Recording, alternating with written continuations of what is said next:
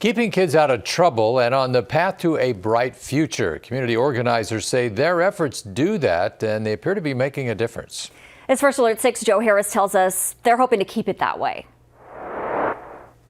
A meeting of minds on how to make sure Omaha's youth stay on the right path. On Wednesday, the Empowerment Network and its community partners discussed trends for the city's youth in the past 10 to 15 years. Overall, the trends in our community are they're all moving in the right direction. One that Chapman highlights is school attendance. Another, the environment Omaha's kids are in, specifically the lower homicide and gun violence numbers in recent years. Anytime violence takes place in a community, there's trauma associated with that.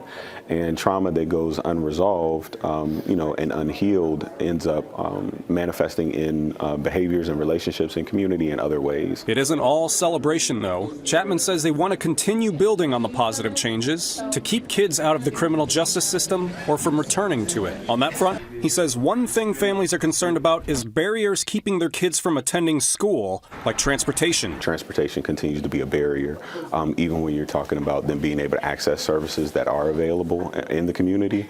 And so some of the solution discussion today has been around, as community partners, how do we make sure we're taking our programs to the places where young people already are to make it easier for them to access services. When finding the solutions, community partners agree everyone's voice matters. When we put together our strategies, they're not just the strategies of the juvenile justice providers. They're not just the strategies of the faith-based community or the strategies of nonprofits. The strategies that are going to be brought forward through these conversations are going to be community-based strategies that include the voices of all individuals that are impacted by juvenile probation. In Omaha, Joe Harris, First Alert 6.